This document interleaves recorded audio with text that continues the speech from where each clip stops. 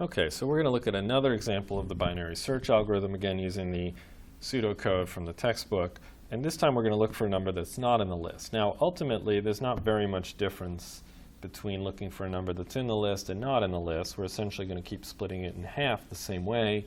We're going to run through the same exact number of steps. Just at the end, we're either going to be looking at the number or we're not. Now, that's different from the linear search, because in the linear search, once you found the number, you stopped looking. But if you didn't find it, you had to work all the way through the list. So in this case, whether the number is in the list or not doesn't change the efficiency of the binary search algorithm. It will just end in a different result. But the linear search does have a different efficiency whether the item's in the list or not. Okay, so we're going to go through this algorithm again. In this case, we're searching for the number x equals 3.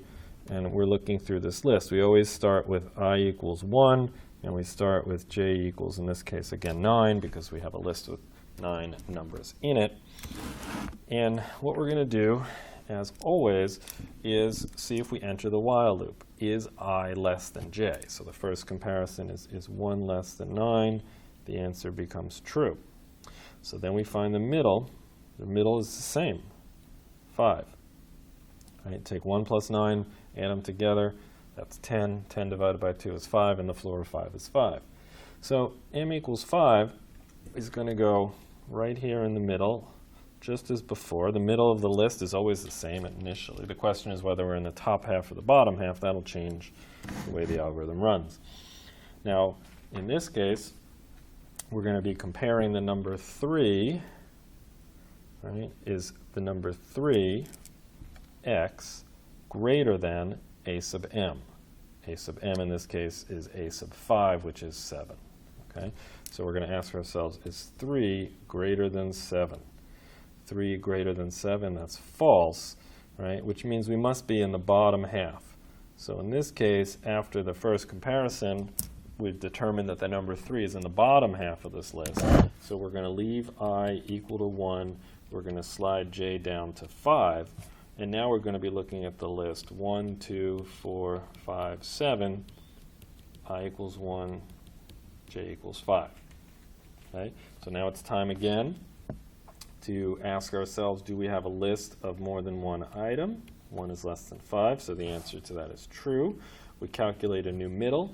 1 plus 5 is 6. 6 over 2 is 3, and the floor of 3 is just 3. So m equals 3. Right here in the middle. Okay? Now again, we ask ourselves, is the thing we're looking for 3 greater than the one in the middle? Is 3 greater than 4? The answer is false. So again, we're in the bottom half. So now we'll be looking at a list of 1, 2, and 4. We will leave I equal to 1. We will slide j down once again to 3. I equals 1. J equals 3. Okay. Do we have a list of more than one element? Is 1 less than 3? The answer is true. So we calculate a new middle. The middle becomes the floor of 4 over 2, which is in fact just 2.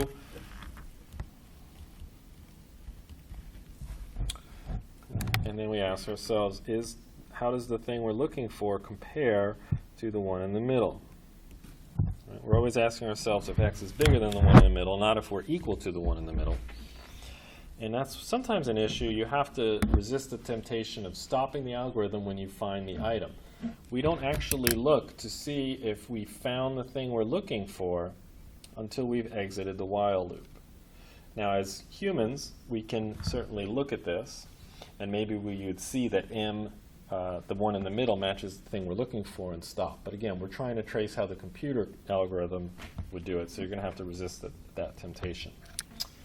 Okay.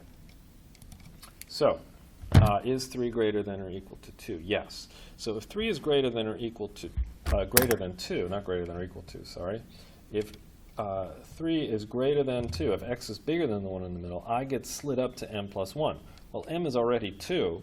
If we slide I up to m plus 1, I is going to end up at 3, and j is going to end up at 3. So now we're just going to be looking at the number 4, with I equals 3 and j equals 3. there's no point in splitting this list in half anymore. It's a list of just one. Is 3 less than 3? That's our while condition. This becomes false. Sorry, this last one is true. In which case, we exit the while loop. Right? So let's look back up here. As long as I is less than j, we're going to keep splitting in half. Now that we're down to a list of 1, we can't split it in half. We're either looking at the thing we were looking for, the number we were looking for, or we're not. Is x equal to a sub I? Is 3 equal to 4? The answer is false. So we're going to return a location equals 0. That means we didn't find the item in the list. Right? And that designation of the location being 0 will indicate that to the user. Okay? So we started with the full list of 9. We split that in half to a list of 5. Remember, when you split an odd list in half, the two halves aren't equal. So in this case, the bottom half is always bigger than the top half.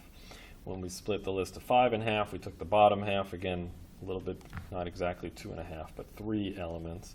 And we split in half again. The top half had 1. Now that we're down to a list of just 1, we can act finally whether or not we found the thing we were looking for. Okay? Now you have to practice tracing through a few of these on paper.